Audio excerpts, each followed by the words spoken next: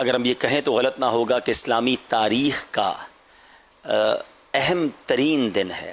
یقیناً یہ جو واقعہ نواسہ رسول امام علی مقام امام حسین رضی اللہ تعالیٰ عنہ اور ان کے رفقا کے ساتھ پیش آیا، یہ آج بھی مسلمانوں کے دلوں کو غمگین کر دیتا ہے۔ آج بھی وہ بات یاد آتی ہے تو عقل بھی حیران ہوتی ہے کہ اتنا بھی ظلم کیا جا سکتا ہے، اور دل غم میں ڈوب جاتا ہے۔ لیکن اس کے ساتھ ساتھ یاد رہے کہ 10 محرم الحرام یہ بڑا ہی اہم دن تاریخ اسلام کا، حضرت آدم علیہ الصلوۃ والسلام، حضرت ابراہیم علیہ الصلوۃ والسلام، حضرت عیسیٰ علیہ الصلوۃ والسلام، ان تینوں کی یوم پیدائش جو ہے وہ 10 محرم الحرام ہے۔ حضرت آدم علیہ الصلوۃ والسلام کی توبہ قبول ہونے والا واقعہ بھی 10 محرم ہی کو ہوا۔ حضرت ابراہیم علیہ الصلوۃ والسلام کو نار نمرود کی اس آگ سے نجات بھی 10 محرم الحرام ہی کو ملی تھی۔ زمین پر پہلی بارش ہو یا جنت، تارے، زمین، آسمان، سورج، یہ سب کچھ 10 محرم الحرام ہی کو بنایا گیا۔ بہت کچھ ہوا 10 محرم کو، اور پھر یہ واقعہ بھی ہو گیا۔ ان ظالموں نے ذرا سی بھی رعایت نہ کی، ایسا ظلم کیا کہ عقل حیران ہو جاتی ہے۔ جن کو دھوکے سے کوفہ بلایا گیا، جن کے بچوں کو پیاسا رلایا گیا، جن کو دھوکے سے کوفہ بلایا گیا، جن کے بچوں کو پیاسا رلایا گیا، جن کی گردن پہ خنجر چلایا گیا، اس حسین ابن حیدر پہ لاکھوں سلام۔ ٹیکنیکلی دیکھیں تو امام حسین رضی اللہ تعالی عنہ اور ان کے رفقا تو شہید ہو گئے، اور یزیدی بڑی تعداد میں واپس گئے۔ یعنی اگر آن پیپر کوئی دیکھے تو وہ یہ جان لے گا اور سمجھے گا کہ یزیدی جیت گئے، کیونکہ یہاں تو سارے شہید ہو گئے سوائے عابد بیمار رضی اللہ تعالیٰ عنہ کے کوئی باقی نہ گیا۔ تو ہر چیز اعداد و شمار سے طے نہیں کی جاتی ناظرین، ہر چیز آن پیپر طے نہیں ہوتی، لاجیکلی ہر چیز کا رزلٹ نہیں نکالا جاتا۔ کچھ فیصلے عشق والے ہوتے ہیں، کچھ فیصلے روحانی ہوتے ہیں۔ اب دیکھیں نا، ہزاروں یزیدی واپس گئے، دنیا میں ایک بندہ ملا دیں جو یہ کہے کہ وہ جو ہزاروں یزید کے لشکر میں لوگ تھے میں ان میں سے کسی کی اولاد ہوں، دنیا میں ان کا نام لینے والا کوئی نہ بچا۔ مگر امام حسین رضی اللہ تعالیٰ عنہ نے سب کچھ لٹا دیا۔ آپ کی اس قافلے میں سے ایک ہی مرد حضرت سید اللہ تعالیٰ عنہ امام زین العابدین واپس جاتے ہیں، مگر آپ بیمار بھی تھے۔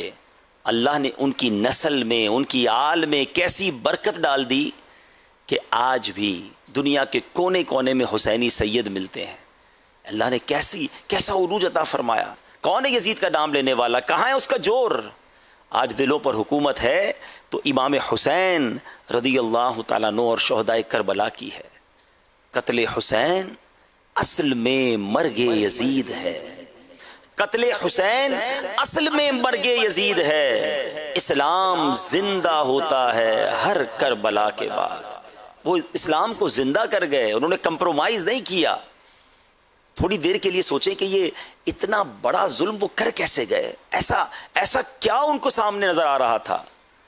تو ناظرین، ان کو لالچ تھی۔ کسی کو کہا گیا تھا تمہیں گورنری ملے گی، کسی کو کہا گیا تھا تمہیں مال ملے گا۔ اقتدار کی، مال کی، دنیا کی لالچ وہ کچھ کروا بیٹھتی ہے جس کے بارے میں امیجن بھی نہیں کیا جا سکتا۔ نبی پاک علیہ الصلوۃ والسلام کی ذرا ایک حدیث سنیے۔ پیارے آقا علیہ الصلوۃ والسلام فرماتے ہیں کہ 2 بھوکے بھیڑیے، وولفز، اور وہ ہنگری ہوں، بھوکے ہوں، ان کو بکریوں کے ریوڑ میں چھوڑ دیا جائے، وہ اتنا اس بکریوں کے ریوڑ کو نقصان نہیں پہنچاتے۔ حدیث کا مضمون ہے جتنا انسان کے ایمان کو دنیا کی لالچ، اقتدار کی، مال اور اقتدار کی لالچ پہنچاتی ہے۔ دنیا کی لالچ انسان کا بیڑا غرق کر دیتی ہے۔ وہ کچھ کروا بیٹھتی ہے جس کے بارے میں بعد والے سوچتے رہتے ہیں کہ ایسا کر کیسے لیا۔ یزید اور اس کے حامیوں نے، اس کے چیلوں نے تو ظلم کی انتہا کر دی نا۔ مگر کیا آج دنیا کی لالچ بڑے بڑے جرم نہیں کروا رہی؟ لوگ کہتے ہیں یہ کیسے کر لیا یزیدیوں نے؟ کیا آج کلمہ پڑھنے والے مسلمانوں میں سے یہ خبریں نہیں آتی کہ جن دوائیوں سے انسان کی جان بچائی جا سکتی ہے، چند سکوں کی خاطر ان دوائیوں میں ملاوٹ کی جاتی ہے؟ یہ کیا ہے؟ تھوڑے پیسے، اگلے کی جان خطرے میں، مگر پردہ آ جاتا ہے۔ جب لالچ طاری ہوتی ہے تو انسان سب کچھ کر گزرنے کے لیے تیار ہو جاتا ہے. کھانے پینے کی چیزوں میں ملاوٹ, بتائیے نا یہ کیسے ممکن ہے؟ کیا مسلمان ایسا کر سکتا ہے؟ اور وہ مسلمان جو اپنے آپ کو اہل بیت کا غلام کہتا ہو, جو پنجتن کا غلام کہتا ہو, جس کے گھر میں امام حسین کا لنگر بنتا ہو, نیاز بنتی ہو, کربلا والوں کی یاد دل میں ہو, مگر لالچ بھی دل میں ہو. لالچ تو یزیدیوں کا کام تھا نا. امام حسین نے تو سب کچھ قربان کیا. ان کے نانا کا وہ فرمان ہم کیوں بھول جاتے ہیں صلی اللہ تعالی علیہ وسلم, کہ جس کا مضمون ہے کہ مومن وہ ہوتا ہے جو اپنے لیے پسند کرے وہ دوسروں کے لیے پسند کرے. مگر یہاں چند سکوں کی خاطر کیا کچھ کیا جاتا ہے, کتنا کچھ دوسروں کا نقصان پہنچا دیا جاتا ہے. اور صرف مال کی لالچ نہیں, جب ہوس طاری ہو جائے, لالچ طاری ہو جائے, گناہ کی لالچ, حرص طاری ہو جائے, تو پھر وہ بھی گناہ ہوتے ہیں کہ آج سنے تو بندہ رونگٹے اس کے کھڑے ہو جائیں. کیا چھوٹے چھوٹے بچوں کے ساتھ غلط واقعات نہیں ہوتے؟ ہم اخباروں میں پڑھتے ہیں, ہمیں نیوز ملتی ہے تو عقل حیران ہو جاتی ہے کہ یہ کلمہ پڑھنے والا مسلمان اور اس نے ایسا کام کیا. تو پتہ چلا جب یہ لالچ حرص کا پردہ آنکھوں پر گرتا ہے تو انسان حیوان سے بدتر ہو جاتا ہے. یزیدیوں کے اس عمل سے ہم سب کو اللہ کی بارگاہ میں یہ توبہ بھی کرنی ہے اور دعا بھی کرنی ہے کہ مولا کبھی مجھ پر ایسی کیفیت طاری نہ ہو, کبھی ایسا پردہ میری آنکھوں پر نہ آ جائے کہ میں ایسی غلطی کر بیٹھوں جو رب العالمین کے غضب کو دعوت دینے والی ہو. یہ بات مجھے اور آپ کو سیکھنی بھی ہے اور بار بار اللہ سے توبہ بھی مانگنی ہے, توبہ کرنی ہے, پناہ مانگنی ہے اس سے. آگے چلتے ہیں. ان یزیدیوں کا ہوا کیا؟ بڑا زوم تھا نا کہ اب تو راستے کی ہر دیواری ہم نے گرا دی, اب تو ہم ہیں اور ہماری حکومت ہے. لوگ کہتے ہیں نا میرا کوئی کچھ نہیں بگاڑ سکتا, اتنا کر و فر ہے, اتنے لوگ ہیں میرے ساتھ. یزید اور اس کے حامیوں کا بھی تو یہی ماننا تھا کہ اب تو ہم نے اتنا بڑا ظلم کر دیا ہے کہ اب تو جو سامنے آئے گا اس کے سامنے یہ مثال ہی ایسی ہوگی کہ ہمت ہی کسی کی نہیں ہونی. مگر ظالم یہ سمجھتا ہے میرا کوئی کچھ نہیں بگاڑ سکتا. مگر یاد رکھیے جب اللہ تبارک و تعالیٰ کی طرف سے اس کی پکڑ ہوتی ہے نا, وہ پکڑ اتنی شدید ہوتی ہے کہ اسے سانس بھی لینے کو نہیں ملتی, وہ اس کا نام و نشان بھی باقی نہیں رہتا. کیا ہوا یزیدیوں کا؟ آئیے اب ذرا میں کچھ آپ کو یہ بتاتا ہوں, لیکن اس سے پہلے میرے امام کی شہادت کے بعد بھی کرامتوں کا ظہور جاری رہا. امام علی مقام کی شہادت کے بعد آپ کے سر منور سے متعدد کرامات کا ظہور ہوا. اہل بیت کے قافلے کے بقیہ 11 افراد جو تھے وہ 11 محرم الحرام کو کوفہ پہنچے, جبکہ شہدائے کربلا کے مبارک سر ان سے پہلے وہاں پہنچ چکے تھے. امام علی مقام کا سر انور رسوائے زمانہ یزیدی بدبخت خولی بن یزید کے پاس تھا. یہ مردود رات کے وقت کوفہ پہنچا اور گورنر ہاؤس کا دروازہ بند ہو چکا تھا, تو سر انور کو اپنے گھر لے کر آ گیا اور ظالم نے سر انور کو بے ادبی کے ساتھ زمین پر رکھ کر ایک بڑا برتن اس کے اوپر رکھ دیا. سر انور کس کا؟ چہرہ انور کس کا؟ جس چہرے کو نبی پاک چوما کرتے تھے صلی اللہ تعالیٰ علیہ وسلم, امام حسین رضی اللہ تعالیٰ عنہ کا. اور اس نے اپنی بیوی نوار کے پاس جا کر کہا کہ میں تمہارے لیے زمانے بھر کی دولت لایا ہوں, وہ دیکھ حسین بن علی کا سر تیرے گھر پر آیا ہوا ہے. وہ بگڑ کر بولی تجھ پر خدا کی مار, لوگ تو سیم و زر لائیں, مال و دولت لائیں, اور تو فرزند رسول کا مبارک سر لے کر آیا ہے. خدا کی قسم اب میں تیرے ساتھ کبھی نہ رہوں گی. اس کی زوجہ نے یہ کہہ کر اپنے بچھونے سے اٹھی اور حضرت امام علی مقام رضی اللہ تعالیٰ عنہ کے سر انور کے پاس ادب کے ساتھ آ کر بیٹھ گئی. اس کا بیان ہے خدا کی قسم میں نے دیکھا کہ ایک نور برابر آسمان سے اس برتن تک مثل ستون چمک رہا تھا اور سفید پرندے اس کے ارد گرد منڈلا رہے تھے. جب صبح ہوئی تو خولی بن یزید سر انور کو ابن زہاد بدنہاد کے پاس لے گیا. سر انور پر گویا نور کی برسات ہو رہی تھی. دنیا کی محبت اور مال و زر کی ہوس انسان کو اندھا اور انجام سے بے خبر کر دیتی ہے. مگر اس خولی بن یزید کا انجام آپ جانتے ہیں کیا ہوا؟ اس بدبخت کا کہ یہ روسیہ بھی گرفتار ہوا. مختار ثقفی نے اسے گرفتار کروایا. مختار نے پہلے اس کے چاروں ہاتھ پیر کٹوائے, پھر سولی پر چڑھایا اور آخر آگ میں جھونک دیا. اس طرح لشکر ابن سعد کے تمام اشرار, تمام شریروں کو طرح طرح کے عذابوں کے ساتھ ہلاک کیا. 6000 کوفی جو حضرت امام علی مقام کے قتل میں شریک تھے, ان کو مختار نے طرح طرح کے عذابوں کے ساتھ ہلاک کر دیا. ناظرین سب کا برا انجام ہوا، ان ظالموں کو عیش کرنے کا موقع ملا نہیں، اقتدار کے لیے جو ظلم کیا تھا ہاتھ ہی نہیں آیا، طرح طرح کے عذاب ان پر طاری ہوئے، ذلیل اور رسوا ہو کے مارے گئے۔ درود پاک پڑھ لیں، صلو علی الحبیب۔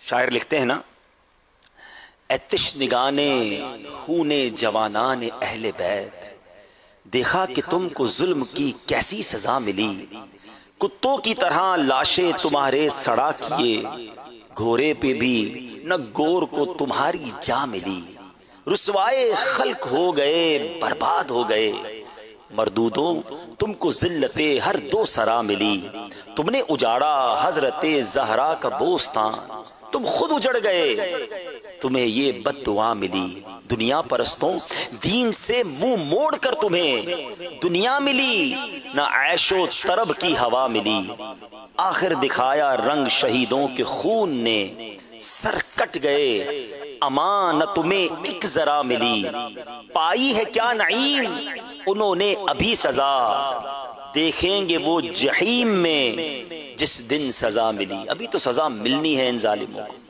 بہرحال امام علی مقام کہ جب سر انور لے جایا جا رہا تھا، ان ظالموں نے کیا کیا کہ امام حسین رضی اللہ تعالیٰ عنہ کے سر انور کو نیزے پر اٹھایا اور گلیوں میں گھما رہے تھے۔ تو جب سر انور، حضرت سیدنا زید بن ارقم رضی اللہ تعالیٰ عنہ کا بیان ہے کہ جب سر انور میرے سامنے سے گزرا تو میں نے سنا کہ سر پاک نے پارہ 15 سورہ کہف کی آیت نمبر 9 کی تلاوت فرمائی۔ تلاوت کی آواز آ رہی تھی، وہ آیت کون سی تھی؟ بسم اللہ الرحمن الرحیم، ام حسبت ان اصحاب الکہف والرقیم کانوا من آیاتنا عجبا۔ ترجمہ کنز الایمان، کیا تمہیں معلوم ہوا کہ پہاڑ کی خو یعنی غار اور جنگل کے کنارے والے ہماری ایک عجیب نشانی تھے۔ اسی طرح ایک دوسرے بزرگ نے فرمایا کہ جب یزیدیوں نے سر مبارک کو نیزے سے اتار کر ابن زیاد بد نہاد کے محل میں داخل کیا تو امام حسین کے مقدس ہونٹ ہل رہے تھے، سر انور سے ہونٹ ہل رہے تھے، اور زبان اقدس پر پارہ 13 سورہ ابراہیم کی آیت نمبر 42 کی تلاوت جاری تھی۔ وہ آیت کون سی ہے؟ بسم اللہ الرحمن الرحیم، وَلَا تَحْسَبَنَّ اللَّهَ غَافِلًا عَمَّا يَعْمَلُ الظَّالِمُونَ۔ ترجمہ، اور ہرگز اللہ عز و جل کو بے خبر نہ جاننا ظالموں کے کام سے۔ ناظرین سوچئے، میرے امام کا سر انور نیزے پر بھی تلاوت کر رہا ہے۔ امیر علیہ سنت لکھتے ہیں نا اپنے شعر میں، عبادت ہو تو ایسی ہو، تلاوت ہو تو ایسی ہو، سر شبیر تو نیزے پہ بھی قرآن سناتا ہے۔ اے امام حسین کے چاہنے والوں، آج لاکھوں کروڑوں مسلمانوں نے امید ہے روزہ رکھا ہوگا، ان کے گھروں میں لنگر بھی بنا ہوگا، امام حسین کی نیاز بھی دلوائی ہوگی، بہت اچھی بات ہے، کرنا چاہیے۔ مگر بتائیے نا، صرف نیاز پکانا، لنگر کرنا اور جناب ان کی اپنے آپ کو ان کا غلام کہنا، میں پنجتن کا غلام ہوں، یہی کافی ہے؟ یا یہ تو میسج ہے کربلا کا کہ امام حسین کا سر انور نیزے پر بھی تلاوت کر رہا ہے، مگر آج پنجتن کا غلام کہلانے والے کو کیا تلفظ سے صحیح معنوں میں تلاوت قرآن کرنا آتی ہے؟ اور تلاوت قرآن آتی بھی ہو تو تلاوت قرآن کرتے کتنا ہے؟ کتنا پڑھتے ہیں قرآن کو؟ کئی سال گزر جاتے ہیں، تلاوت قرآن نہیں کرتے۔ یقین مانیں، اس بار اپنی زندگی میں یہ تبدیلی لائیں کہ روزانہ انشاءاللہ تلاوت قرآن کروں گا اور امام علی مقام کو اس کا ثواب پہنچاؤں گا، ان کے ایصال ثواب کے لیے روزانہ تلاوت قرآن کروں گا، قرآن کے میسج کو پوری دنیا میں پہنچانے کے لیے، رہتی دنیا میں قرآن کا پیغام باقی رہے۔ میرے امام نے سر کٹوا دیا، مگر آج ان کے چاہنے والے قرآن پڑھتے ہی نہیں ہیں۔ سوچئے نا، یہ کربلا کا پیغام ہے کہ ہم قرآن پڑھنے والے بنے، ہم نماز پڑھنے والے بنے۔ امام حسین جس وقت شہید ہوئے ان کا سر سجدے میں تھا نا، آپ تلواروں کے سائے میں سجدہ کر رہے ہیں۔ ہم آج ایئر کنڈیشن، پنکھوں میں، قالین پر، ٹائم نہیں ہوتا، ہم نہیں کرتے سجدہ۔ بہت بڑی تعداد میں لوگوں کی فجر ضائع ہو جاتی ہے، فجر میں نہیں اٹھتے۔ نرم بستروں پر نمازیں قضا کرنے والوں سوچو، میرے امام نے تپتے صحرا پر تلواروں کے سائے میں سجدہ کیا۔ یہ پیغام ہے کربلا کا۔ آج عاشورہ کا دن ہم نے گزارا ہے، مگر کاش آج کے دن کے بعد زندگی بدل جائے۔ اب میں نمازی اور قرآن پڑھنے والا بن جاؤں، اب میں دین کو پھیلانے والا بن جاؤں. میں امام علی مقام کی بارگاہ میں جب قیامت کے دن پیش ہوں, ہر مدنی چینل کا ناظر سوچے کہ اگر کل قیامت کے دن امام حسین سے ملاقات ہوئی اور انہوں نے ہم سے یہ سوال کر لیا کہ ہم نے تو نانا کے دین کے لیے سب کچھ لٹا دیا, بتاؤ تم نے دین کی کیا خدمت کی ہے, تو کوئی جواب ہے میرے اور آپ کے پاس؟ پلیز ایسی زندگی گزاریے, ایسے کام کیجئے کہ کل اگر شہدائے کربلا کی بارگاہ میں حاضری ہو تو ہمیں بھی کچھ پیش کرنے کے لیے کہ حضور آپ نے تو بہت کچھ کیا, آپ کے قدموں کی خاک کے بھی ہم برابر نہیں, مگر اپنے حصے کا میں چراغ جلا کر آیا ہوں. میں خود بھی نماز پڑھتا تھا, میں دوسروں کو بھی نماز کی دعوت دیتا تھا, آپ کے کربلا کے سجدے مجھے یاد ہیں. حضور آپ کی تلاوت قرآن سر اقدس آپ کا تلاوت کرتا تھا, میں خود بھی قرآن پڑھتا تھا, اور میں نے الحمدللہ کچھ لوگوں کو قرآن سیکھنے اور سکھانے کی ترغیب بھی دلائی. اللہ توفیق دے تو دعوت اسلامی کے مدارس پوری دنیا میں موجود ہیں. مدرسۃ المدینہ بنانے میں, اس کو چلانے میں اپنا تعاون کریں کہ چلے میری طرف سے کوئی ایسی کوشش ہو جائے کہ قرآن کی ترویج و اشاعت ہو. یہی تو کربلا کا پیغام ہے. ذرا سوچئے, انہوں نے باطل کے آگے سر نہیں جھکایا, کمپرومائز نہیں کیا. آج ہم تھوڑی تھوڑی بات پر کمپرومائز کر لیتے ہیں. جناب کیا کریں, ساری مارکیٹ ہی جھوٹ بولتی ہے, میں سچ بولوں گا تو میرا کاروبار کیسے ہوگا.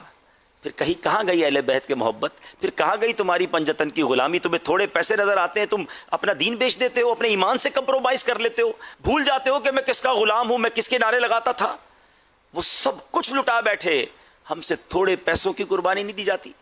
سوچئے, اس طرح کے بہت سارے میری اور آپ کی زندگی میں معاملات آتے ہیں کہ ہم وہاں کمپرومائز کرنے لگ جاتے ہیں. ارے جناب بچوں کی خوشی کے لیے کرنا پڑتا ہے, کیا کروں دوست ناراض ہو جائیں گے, ہمیں دوست راضی کرنا ہے, بچے خوش کرنے ہیں, اپنے کاروبار اور اپنے کولیگز کے بارے میں سوچنا ہے. ہم یہ کیوں نہیں سوچتے کہ اللہ اور اس کا رسول کہیں ناراض نہ ہو جائے, نواسہ رسول ہم سے ناراض نہ ہو جائیں. یاد رکھیے گا یہ نوکری اچھی ہے. شاعر لکھتے نا, اس گھرانے کا جب سے میں نوکر ہوا سب سے اچھی میری نوکری ہو گئی. نبی پاک کی آل کی غلامی اختیار کریں اور پریکٹیکل غلامی اختیار کریں, صرف نعروں والی غلامی نہیں. نظر آئے ہمارے سراپے میں, ہماری گفتگو میں, ہمارے کردار میں نظر آئے کہ واقعی یہ پنجتن کا غلام ہے, واقعی یہ آل رسول کا نوکر ہے. تو مزہ آئے گا نا کہ صحابہ اور اہل بیت کے طریقے پر زندگی گزر رہی ہے کہ نہیں. اللہ کرے کہ یہ عاشورہ کا دن میری اور آپ کی زندگی کا ٹرننگ پوائنٹ بن جائے. ہم میں سے کسی سے کوئی پوچھے کہ بھائی تم نے ماشاءاللہ 5 وقت نمازیں شروع کر دی, تو وہ اسلامی بھائی جواب دے کہ ہاں میں نے سنا کہ عاشورہ کے دن آیا اور میں نے سنا کہ میرے امام نے تلوار کے سائے میں بھی سجدے کیے تھے, بس میں نے اب سے نماز نہیں چھوڑنی ہے. یہ ٹرن ہونا ہم نے سیکھا کیا کربلا سے. کوئی روز تلاوت کرے تو کوئی دوست سے پوچھے کہ یار ماشاءاللہ تم تو اب روز تلاوت کرنے لگے, تو ہم جواب دیں, وہ بھائی جواب دے کہ ہاں میں پنجتن کا غلام ہوں, میرے امام نے نیزے پر بھی تلاوت قرآن نہ چھوڑی, تو میں کیسے روزانہ تلاوت کرنے سے رک سکتا ہوں. میں اللہ کے کلام سے پکی دوستی کروں گا. کوئی کہے کہ یار تم تو حرام کام کرتے تھے, جھوٹ بولتے تھے, وہ جواب دے کہ نہیں, اب میں نے کربلا کے واقعے کے بعد یہ سیکھ لیا ہے کہ میرے امام نے کمپرومائز نہ کیا, باطل کے آگے سر نہ جھکایا. میں تھوڑے پیسوں کے لیے کیسے کمپرومائز کر لوں, میں اس کو وہ حرام سے میں دور ہوتا ہوں اور بس حلال روزی کماؤں گا. تب واقعی حقیقی پنجتن کی غلامی نظر آئے گی.